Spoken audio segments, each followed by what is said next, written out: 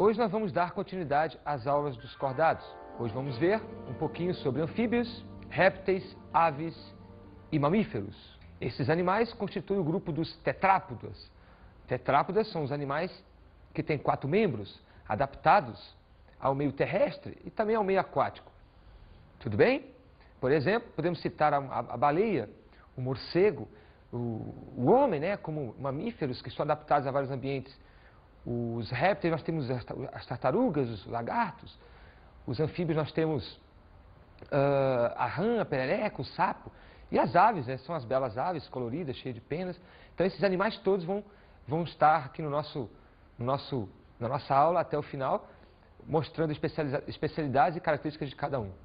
Tranquilo? Antes, vamos ver um texto sobre a comunicação dos animais. Para muitos, o som da natureza é mais eficiente do que qualquer terapia de relaxamento. Mas há sons e há ruídos. O canto da baleia azul pode alcançar os 188 decibéis. É tão estrondoso como um foguete espacial. Os lobos caçam em manada. Com seus uivos, avisam uns aos outros como anda a situação da caçada. Mas num vale rodeado por montanhas, o eco pode afetar a estratégia com mensagens confusas. Esta é a razão pela qual o uivo dos lobos não produz eco. Há animais que emitem o mínimo som, mas encontram uma maneira de se expressar. A urina é uma delas, usada por algumas formigas. 1 miligrama desta química é o suficiente para que elas possam seguir umas às outras. As antenas da mariposa noturna são tão sensíveis que podem detectar o aroma da fêmea a 8 quilômetros de distância. Que interessante. Você viu lá a forma como os animais se comunicam? Leia, né? Entenda um pouquinho mais sobre isso, é fantástico. Vamos agora falar um pouquinho sobre os anfíbios. Esses maravilhosos animais que saem da água, né? Um dia já foram peixes e agora vão conquistar a terra. Anfíbios porque têm vida dupla. Passa uma fase da vida na água e uma fase da vida na terra. Vamos ver uma enquete sobre esses maravilhosos animais.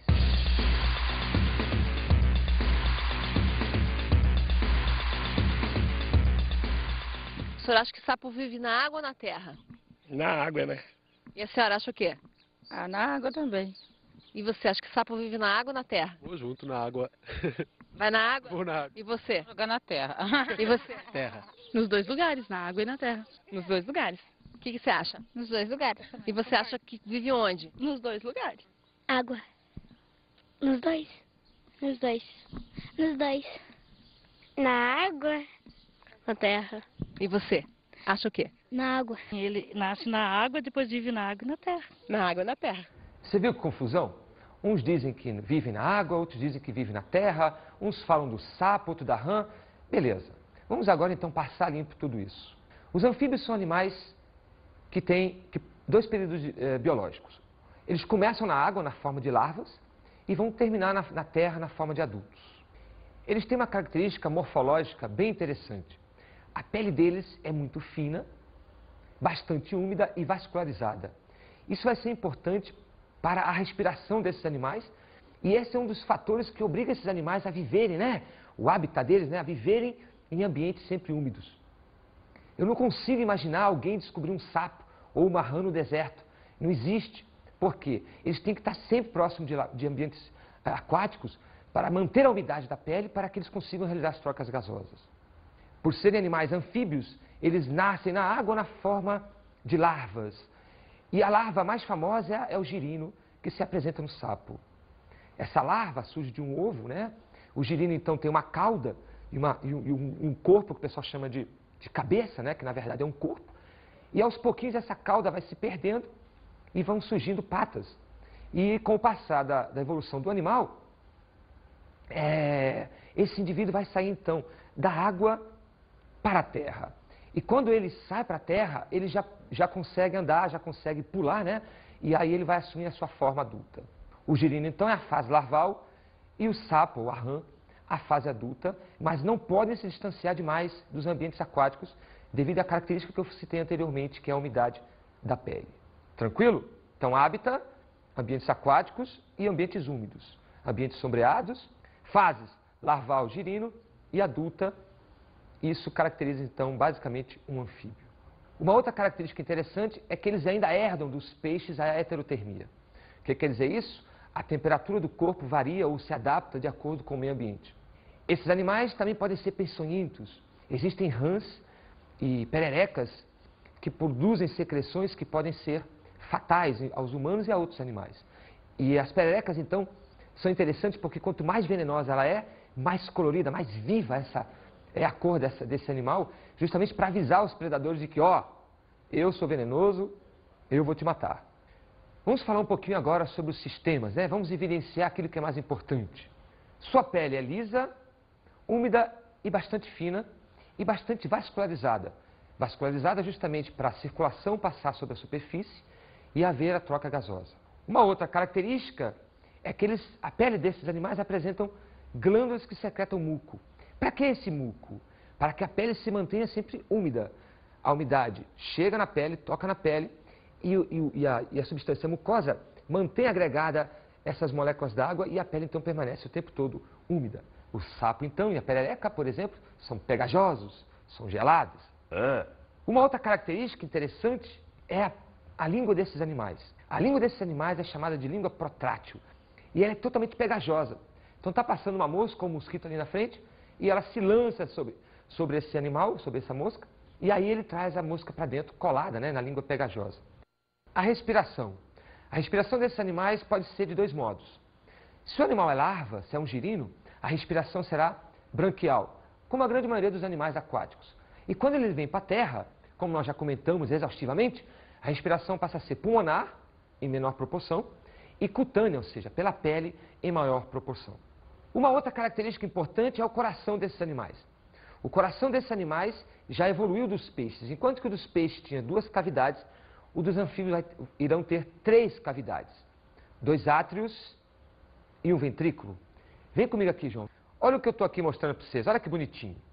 O coração, ele tem que estar analisado dessa forma. Tudo bem? Lado direito, lado esquerdo. E então nós temos aqui o átrio direito, o átrio esquerdo e apenas um ventrículo. Reparem que tem um septo, esse septo não fecha no ventrículo totalmente, como vai acontecer, por exemplo, lá na frente, no coração dos mamíferos e das aves. Tudo bem? 2 átrios e um ventrículo. Então o sangue que chega venoso e que chega arterial, ele vai se misturar no coração. Tudo bem? Por isso que a circulação ela é chamada de incompleta, porque ela chega venoso de um lado, chega arterial do outro, cheio de gás carbônico, cheio de gás oxigênio, e vai se misturar aqui no ventrículo.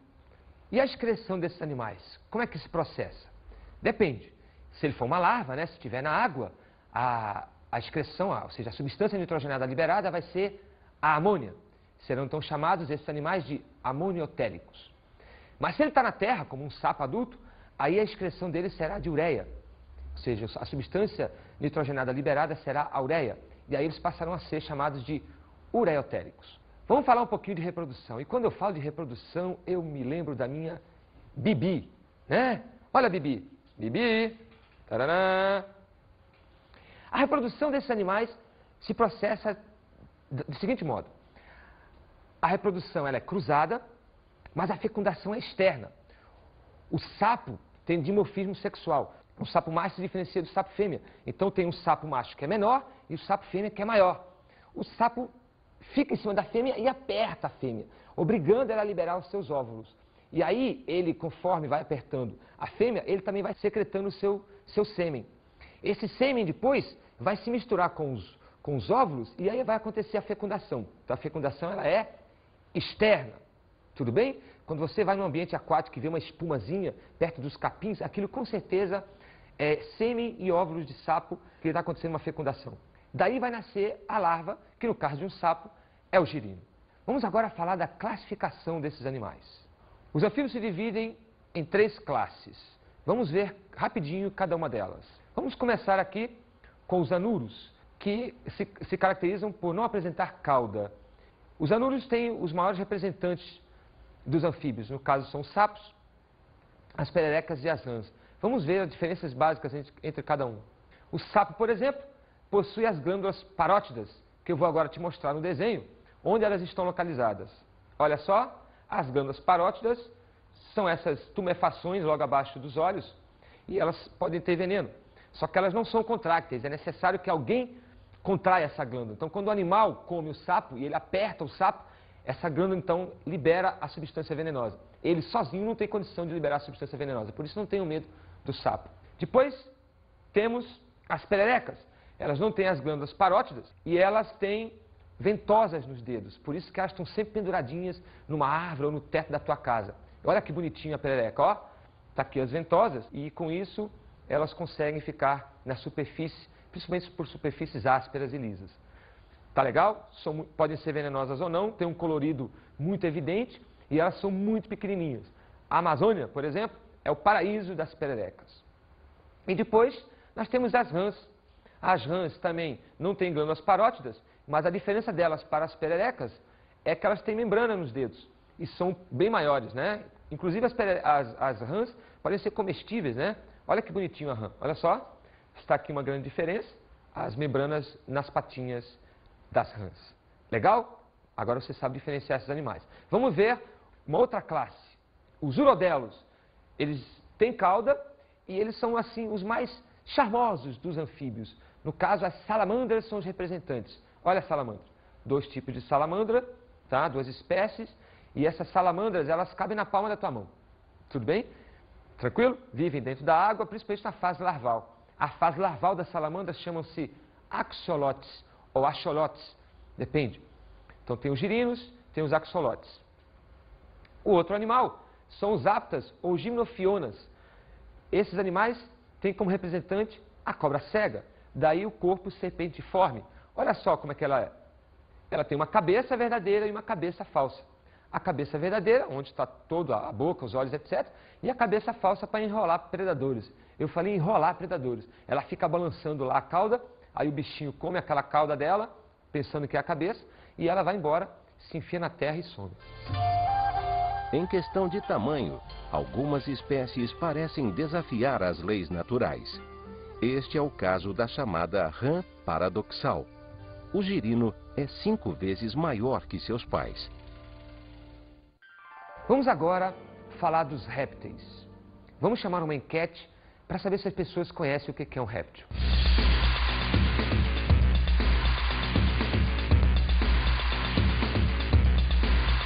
Você sabe o que é um réptil? Não. É peixe, né? Jacaré é um réptil. Réptil é todo animal que rasteja, como cobra. Ah, é um monte de animais, né, assim. Mas agora nós não recorda, assim, bem. É o animal feroz. Que batem ovos. Tem escamas. Vive na terra. O lagarto, cobra, eles andam se arrastando. São os animais que se arrastam. São vários, né? Características diferentes, alguns venenosos, outros mudam de cores, sofrem mutações. Que medo! Você viu lá? As pessoas conhecem realmente os répteis. Citaram cobra, jacaré, enfim, todo mundo. Tranquilo? Vamos conhecer um pouco dos répteis através das suas características gerais. Os répteis evoluíram dos anfíbios, que conquistaram a Terra, e no caso dos répteis, dominaram a Terra. Existe uma grande diferença. Isso significa dizer que os répteis, uma vez terráqueos, eles se alastraram por todos os tipos de biomas, né? Por todos os tipos de ambientes terrestres, deserto, floresta, enfim, tudo. Uma das características mais eminentes dos répteis é a sua pele, né? A sua cobertura. Os répteis têm o corpo coberto por escamas e placas córneas, ambas constituídas de uma substância química, uma proteína chamada queratina. A mesma que constitui o nosso cabelo, que está na nossa pele, etc, etc, que está nas nossas unhas, enfim. Então nós temos como exemplo as cobras com escamas e temos como exemplo a tartaruga e o jacaré como placas córneas. Uma outra característica interessante é que eles desenvolveram o ovo com casca. O animal sai da água, um ambiente extremamente hidratador, que mantém a vida, e vem para um ambiente terrestre, com a atmosfera, que é desidratador. A atmosfera resseca o organismo, resseca a pele. Então como é que eu vou ter um embrião, né, com uma pele toda úmida, toda mucosa, se manter úmida? Não tem como. Então o que aconteceu durante a evolução? Era necessário criar-se um novo ecossistema. E qual foi a opção? desenvolver um ovo. Lá na frente vai surgir um outro anexo, que é a placenta que a gente vai falar. Então são as duas grandes sacadas, né, da natureza para poder tirar os animais da água. Então os répteis desenvolveram um ovo, onde o embrião vai se desenvolver lá dentro e está salvo da desidratação, está salvo desse contato atmosférico. Tranquilo? Esse ovo também vai aparecer nas aves. O ovo tem mais ou menos as mesmas constituições, a mesma característica. E uma das estruturas que surgiu no ovo foi uma bolsa cheia de líquido, aquela mesmo que rompe lá na mãe quando ela vai ter o filho, a bolsa amniótica. Essa bolsa tem um líquido que vai manter o embrião hidratado, simulando o ambiente aquático. Por isso, a partir dos répteis, vão surgir os animais amniotas. Antes dos répteis, os animais eram anamniotas. Ou seja, ou eles estavam dentro da água e se desenvolviam lá, ou não tinha jeito. Tranquilo? Eles continuam sendo heterotérmicos. Dos peixes aos répteis, os animais são chamados de heterotérmicos. A temperatura se adapta de acordo com a do meio ambiente. Tudo bem? Uma curiosidade. A ciência, né, a paleontologia, está discutindo muito se os dinossauros, por exemplo, que são os grandes répteis que se extinguiram, se eles eram realmente heterotérmicos. Já há uma grande força explicando que os dinossauros provavelmente eram homeotérmicos. Mas isso é discutível, isso é novidade e ninguém tem certeza. Os répteis podem ser peçonhentos. E a peçonha vem na figura das cobras. Quem não tem medo de uma cobra, né? Às vezes a cobra não faz nada, está ali inofensiva, mas tu associa com o pânico de uma cascavel, por exemplo, de uma coral, de uma surucucu, sei lá. Uma cobra, ela tem glândulas que produzem veneno e tem dentes que vão inocular esse veneno. Tudo bem? Na verdade, a cobra não tem culpa disso. Isso é uma forma de defesa e ataque dela. Se ela está sendo atacada, ela se defende inoculando veneno. E se ela quer pegar uma presa, ela também inocula o veneno, que para ela não tem efeito nenhum. Vamos ver agora os sistemas desses animais, tá? Olha só, segue comigo aqui. Nós temos aqui a boca, que se prolonga por todo o tubo digestivo. Destaque aqui para o fígado, que é grande. O esôfago, que está um pouco distante, né, da boca. O intestino, que se prolonga. E aqui eu quero ressaltar a cloaca. Os répteis e as aves, vocês vão ver lá na frente, tem cloaca. Isso favorece eles colocarem ovos. São animais que são chamados de ovíparos. Tudo bem?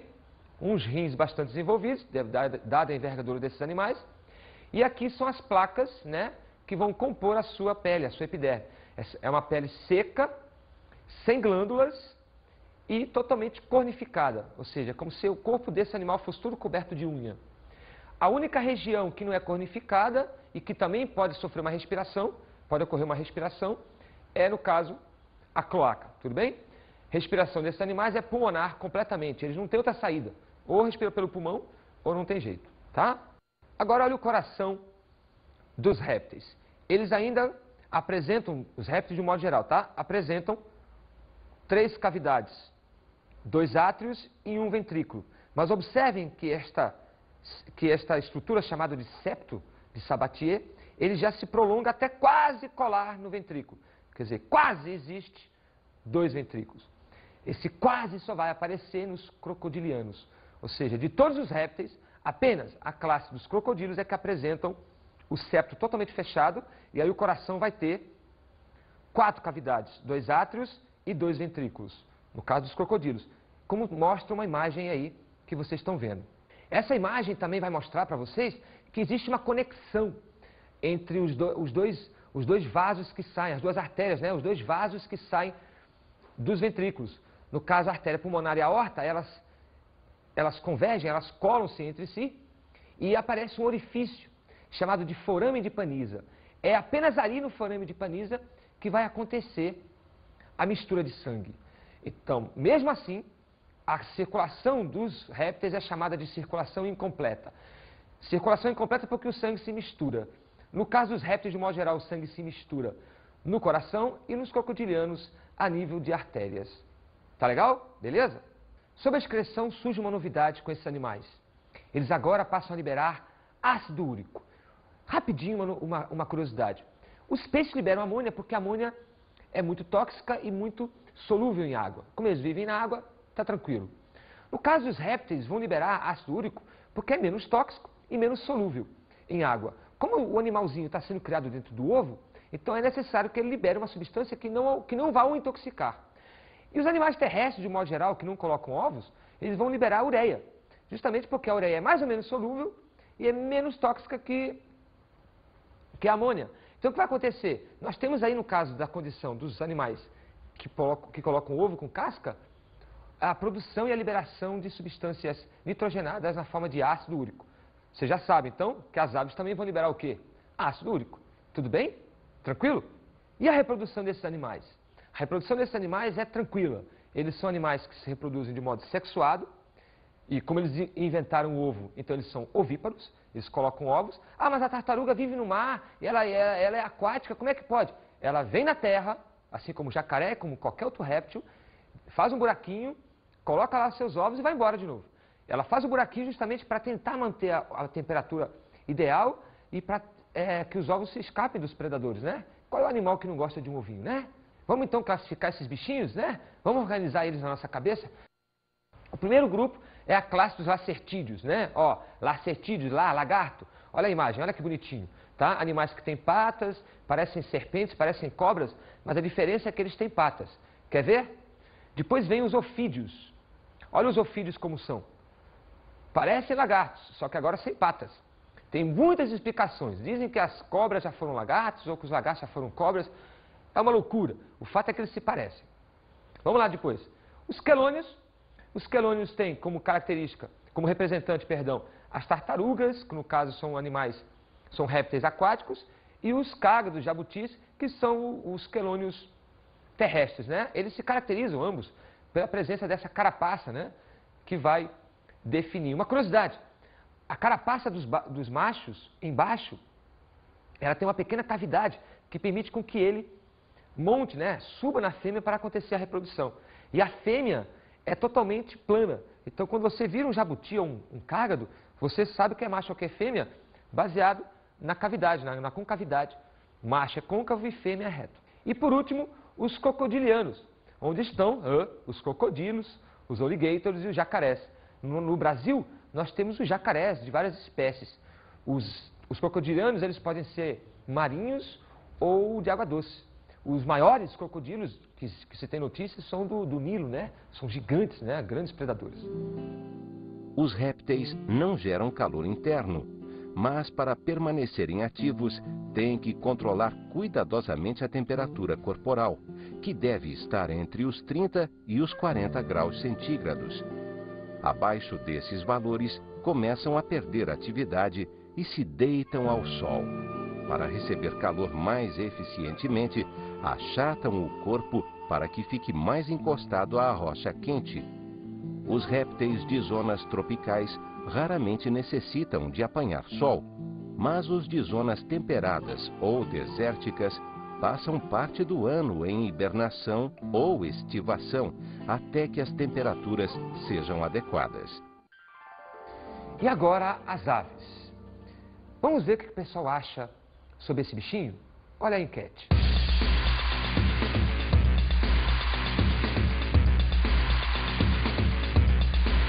Avestruz é um tipo de ave? Acho que sim. Sim. Sim. Sim. Sim. Sim. Uhum, são aves. São aves. E a senhora? É Acha ave. que são aves? É aves. A ave e a avestruz são aves. Ela tem pena, é isso que a gente acha que é ave, né? Mas pode ser que não seja, né? É aves a gente considera assim, bicho que voa, né? Por ser coberto de penas, sim, né? Eu acredito que sim, porque tem pena, com certeza. Você viu só? Que dúvida, né? Mas ema tem que ser ave, né? Avestruz tem que ser ave. Né? Tem pena, né? Olha só, vamos começar então falando das características desses animais. Ave, para ser ave, tem que ter pena. Então, as aves são animais de pequeno, médio e grande porte, como a grande avestruz, e eles têm o corpo coberto de penas. Uma outra característica é que esses animais têm asas e isso permite com que eles voem. Não são os únicos animais que voam. O morcego, você vai ver lá na frente, que é um mamífero, também voa. Mas as aves são, de longe, os animais de grande porte, né, os cordados, que conseguem voar, imitando os insetos. Uma outra característica é que esses animais herdaram dos répteis a capacidade de produzir ovos. Então, eles ainda não inventaram a placenta, que a gente vai ver daqui a pouco. Ainda dependem dos ovos com casca que foram desenvolvidos pelos répteis. Então, são animais ovíparos. eles têm uma novidade. A temperatura do corpo desses animais mudou. Agora eles são chamados de homeotérmicos. Por quê? Porque para voar tem que ter um metabolismo muito alto, ou seja, tem que ter muita reação química para poder conseguir voar. E nada melhor do que temperaturas elevadas para acelerar as reações químicas. Então as aves desenvolveram metabolismos, né, reações, para conseguir voar, então a temperatura teve que se manter mais ou menos elevada e constante. Então a temperatura das aves não varia e isso vai ser uma constante também nos mamíferos. Vocês vão ver que os mamíferos também a temperatura é parecida. Essa característica de homeotermia permite com que esses animais se dispersem, né? Se espalhem por todos os ambientes do planeta. Vocês sabem que tem aves nos polos, na forma de pinguins. Tem aves nos desertos, tem aves nas montanhas, tem aves na água, como as gaivotas. Enfim, as aves se alastram, né? Se espalham pelo planeta porque agora a temperatura deles é sempre igual e isso permite com que eles tenham sucesso. Os mamíferos fazem a mesma coisa, vocês vão ver lá na frente. Mas e por que as aves voam? Elas voam porque apresentam algumas características, né? Alguns componentes para isso. Primeiro apresentam as asas, né? Que são membros superiores adaptados ao voo. Tem musculatura e ossos para isso, são completamente cobertos por penas. Depois vão apresentar as penas, justamente, cobrindo todo o corpo e não só as asas. E também o bico. E o bico desses animais, ele é oco, constituído por queratina, assim como as escaminhas que estão nas suas patinhas e assim como é a matéria-prima também das suas penas. A queratina que vai compor as escamas, o bico e as penas desses animais. Olha só a pena, tá? Toda ela é uma estrutura oca, cheia de ar, rígida e flexível ao mesmo tempo, por causa da constituição queratinosa, a mesma das nossas unhas do cabelo. Ossos pneumáticos, que é uma característica das aves de um modo geral. Esses ossos também são ocos, cheios de ar, fazendo com que a ave se torne mais leve. Observem o que está acontecendo. Está sendo armada uma estrutura, não só óssea, mas de penas, etc., de modo de tornar essa ave bem leve, bem flutuante. É como uma bicicleta. Tem a bicicleta de ferro e a de alumínio. A de alumínio, tu pega com um dedo, tu levantas aquela bicicleta. Por quê? Ela é bastante oca, com material leve, mas extremamente resistente. É assim que é a ave. Os músculos peitorais, que é a parte da força, né? A parte motora, né? As turbinas.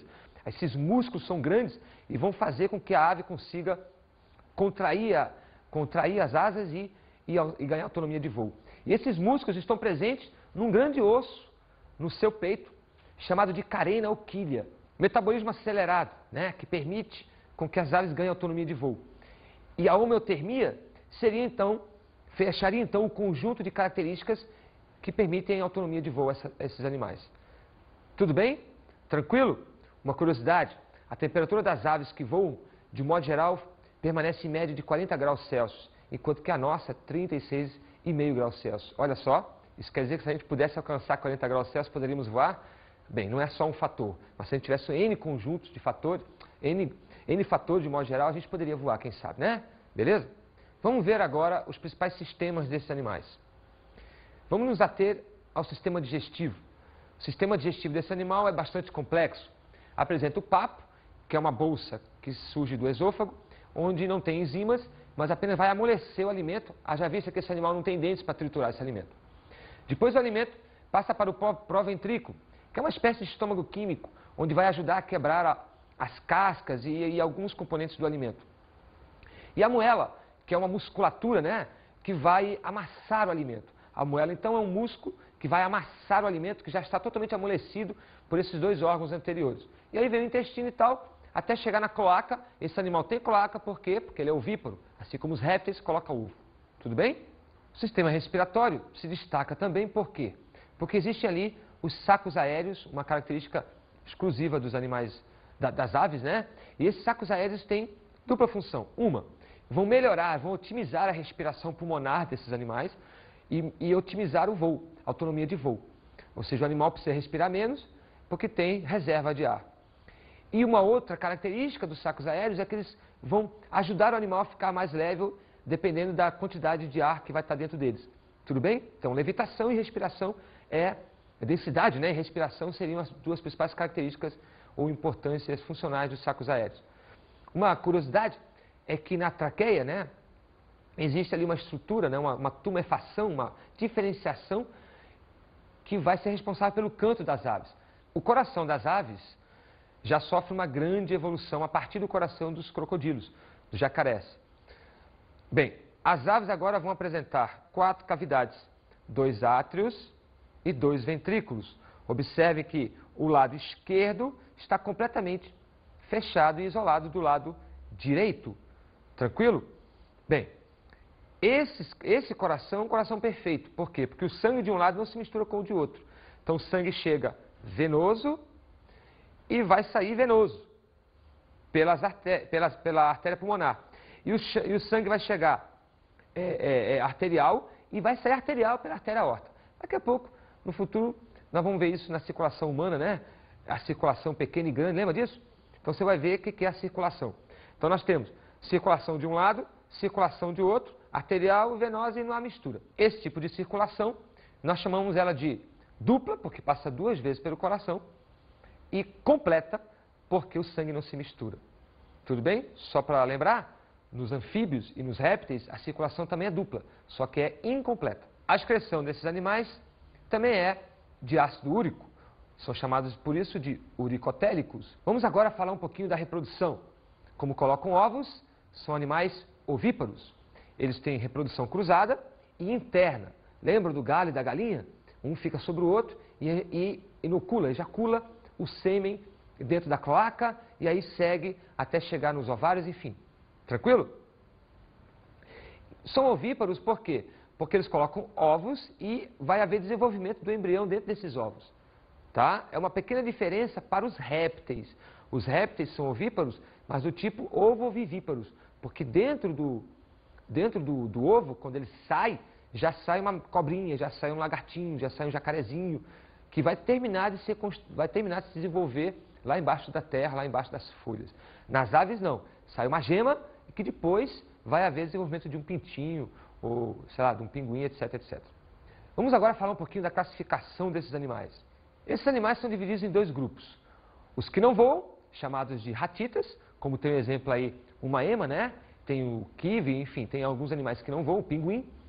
E as carenatas, que são as aves que voam. E aí tem os passarinhos, embora a galinha não voe, mas ela é uma carenata, enfim. Os animais que podem ter pelo menos potencial de voar, porque tem asas e tem as estruturas.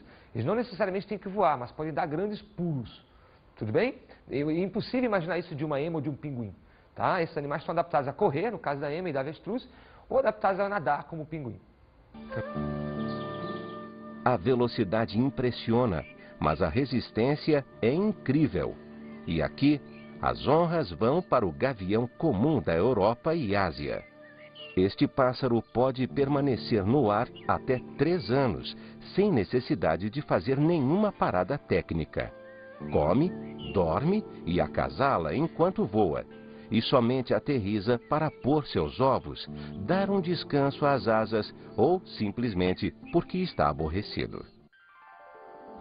Vamos agora estudar os mamíferos, o grupo no qual está inserido o homem. Antes disso, vamos ver o que o pessoal acha, né? O que o pessoal conhece sobre o maior mamífero da Terra. Você sabe qual é? Vamos ver quem é.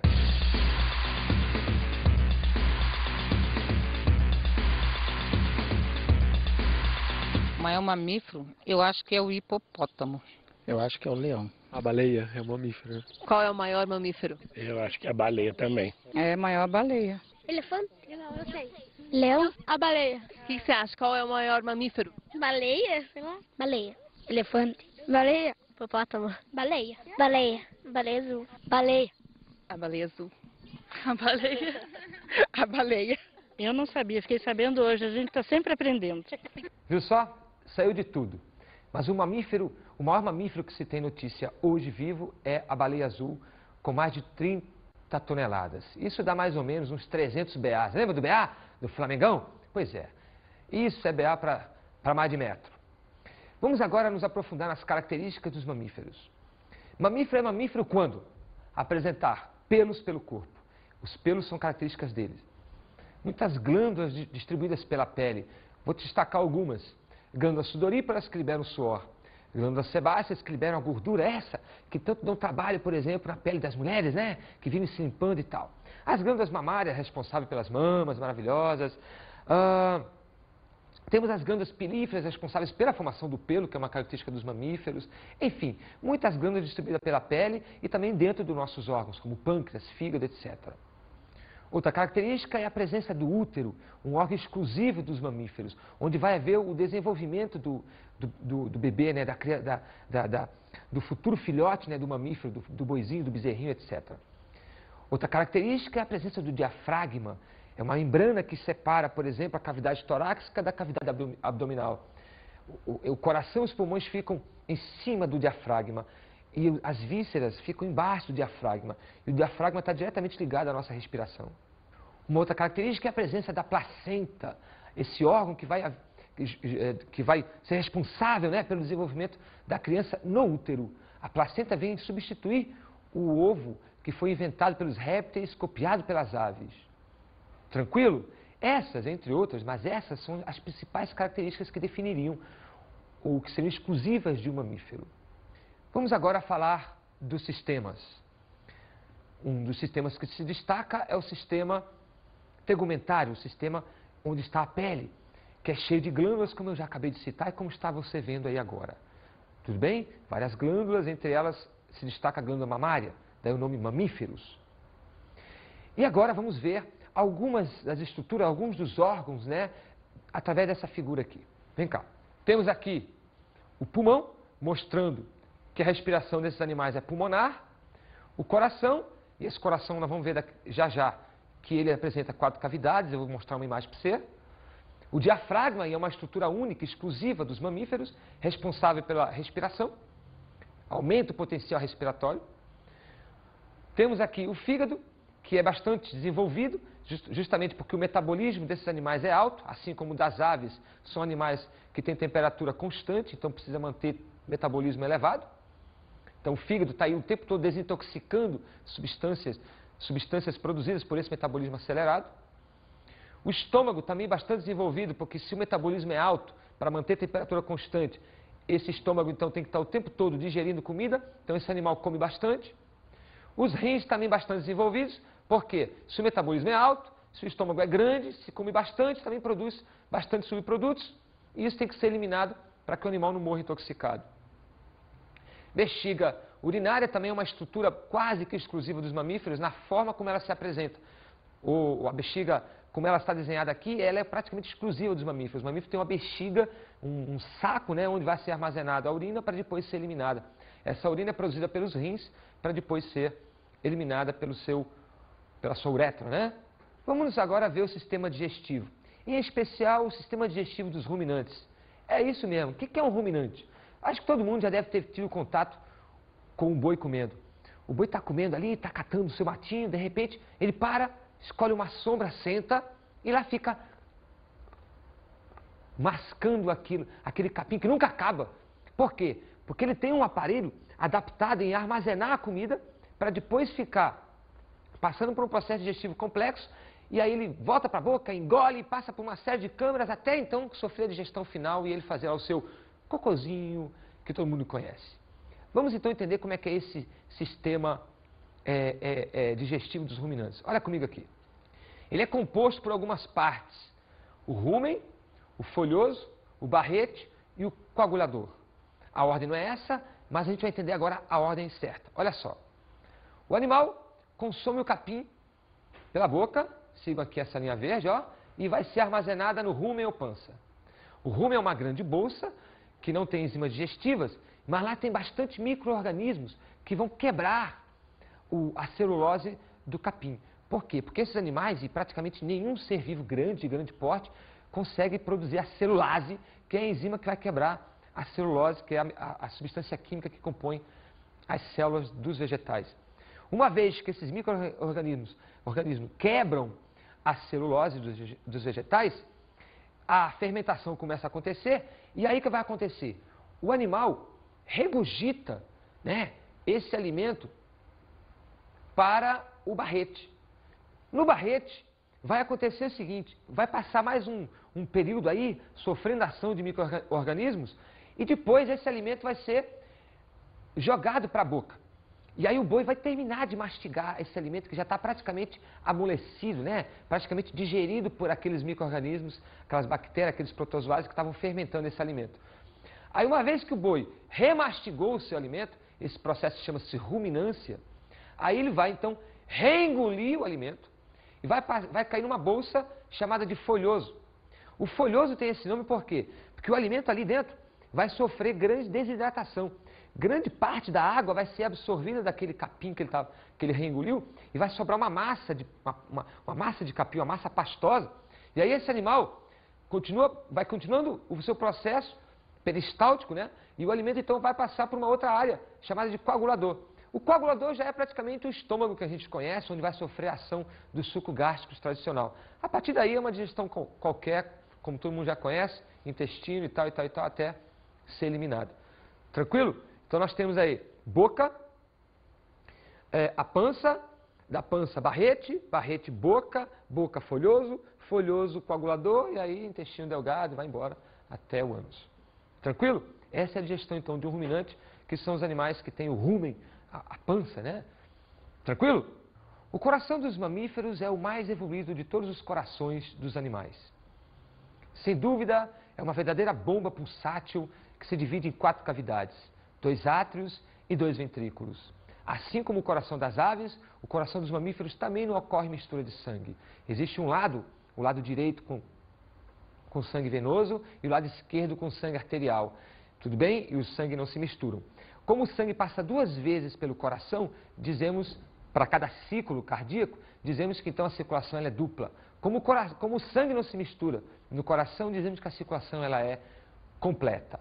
Tem uma artéria altamente desenvolvida, que é a artéria aorta, e uma artéria menos desenvolvida, que é a artéria pulmonar, e isso são os 2 principais vasos do coração, no sentido arterial. No sentido venoso, nós temos as veias cavas e as veias pulmonares, compondo os principais vasos do sistema circulatório dos mamíferos.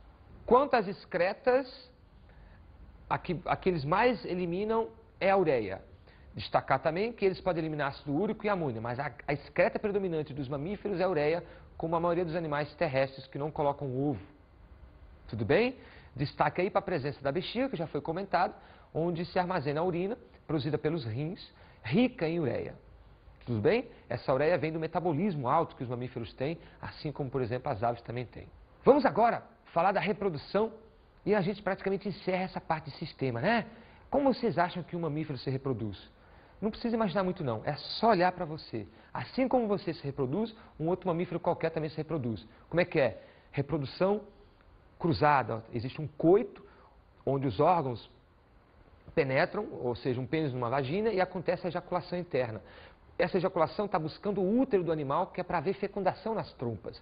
Ou seja, existe um aparelho interno reprodutor bem desenvolvido para poder desenvolver, no caso, o bebezinho, o futuro filhotinho daquele gatinho, daquele homem. A placenta também é bastante desenvolvida e o útero está presente. Tá tranquilo? Beleza? Como o desenvolvimento é interno, então os bebezinhos, ou seja, os filhotes, já nascem inteiros, não passam por um estágio de larva nem de ovo. Então nós dizemos que esse tipo de origem é uma origem ou uma classificação biológica chamada de vivíparo. Então são animais vivíparos. A placenta é um órgão que tem junto com ele um anexo que vai manter o contato da mãe com o filho, chamado de cordão umbilical. Esse contato é via útero. Então nós temos no final placenta, cordão umbilical e útero, mantendo a estrutura de desenvolvimento do filhote, e esse vai nascer inteiro, caracterizando a viviparidade. Vamos falar da classificação. A classificação mais importante de várias que existem dos mamíferos é quanto ao útero. Então nós temos aqui, como primeira delas, os monotrematos, ou adelfos. Aqueles que não apresentam útero, não apresentam placenta, não apresentam vagina. Muito bem, é isso mesmo. Olha comigo. O maior exemplo que eu tenho são os ornitorrincos. Eles têm bico de pato, patinha de pato, não tem nada de mamífero a não ser a presença de glândulas mamárias que nem mamilo tem, onde secretam leite que se derrama e os bebezinhos lambem o leite no pelo. Eles têm pelos, eles têm algumas estruturas de mamífero, mas não têm o acabamento, vamos dizer assim, de um mamífero. E eles não têm ânus, eles têm cloaca. Olha só que interessante. Colocam ovos. Então, se você quer saber qual é o único mamífero, os únicos mamíferos que colocam ovos, são os monotrematos, no qual o ornitorrinco se destaca. Os didélfos já são os caras que têm placenta, têm vagina, têm útero, só que todas as estruturas desse animal estão bífidas, ou seja, elas estão duplicadas. Útero bipartido, a vagina bipartida, tudo isso aí está em dose dupla. Tudo bem? Nós temos aí, como exemplo, os marsupiais. O canguru, no Brasil, o nosso gambá, né, que eu não sei como é que cada região chama esse animal, mas de um modo geral é o gambá. E destaca-se, nesses animais todos, a bolsa ou marsúpio, onde vai haver o desenvolvimento final desses animais. Então esse canguruzinho é produzido dentro do animal, depois, poucos dias antes de nascer, ele vem para o marsúpio e aí ele fica lambendo o leitinho até alcançar a forma adulta e um dia ele pula daqui e fica com a sua mãezinha aí. E por último, temos o maior grupo de mamíferos, que são os monodélfios, onde as estruturas reprodutivas estão em dose única. Um útero, né, um útero não bipartido, uma vagina, uma placenta e tal. Tranquilo? E aí estão, por exemplo, os mamíferos aquáticos, né, os cetáceos, como golfinhos, baleias e tal, os mamíferos aéreos, como os morcegos, e os terrestres, como o homem, por exemplo, os primatas. Tá tranquilo? Beleza? Era isso que nós tínhamos para falar para você hoje sobre os mamíferos. Um elefante não pode saltar, nem mesmo com a ajuda de um vento de furacão. É muito pesado para poder levantar de uma vez as 4 patas do solo. Enquanto isso, a pulga pode saltar até 200 vezes a sua própria altura. Isto equivale a um homem saltando o Empire State Building em Nova York.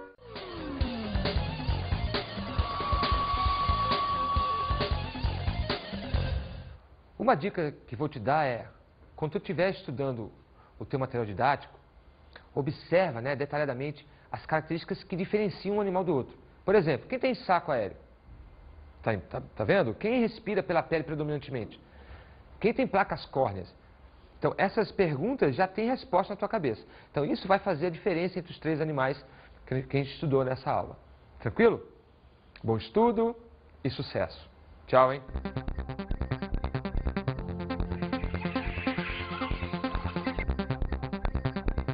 Na aula de hoje falamos sobre os anfíbios. Animais que vivem em 2 ambientes, tem a forma larval girino e a forma adulta terrestre, e caracteristicamente tem a pele úmida, vascularizada e fina para a respiração cutânea. Observamos os répteis. Os répteis são animais que apresentam o corpo coberto por escamas ou placas córneas e foram os primeiros a desenvolver ovo com casca. E analisamos as aves. As aves são animais adaptadas ao voo, que apresentam várias características, como ossos pneumáticos, asas e penas. Também produzem ovos com casca e são os primeiros a desenvolver a homeotermia, temperatura constante. Bons estudos!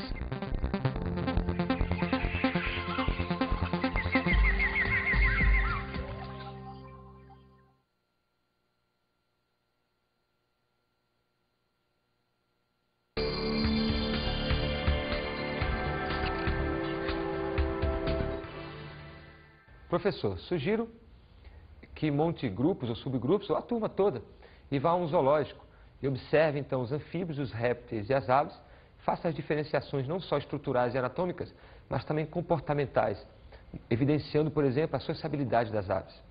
Legal? Mostre o poder predatório dos répteis e a fragilidade de um anfíbio.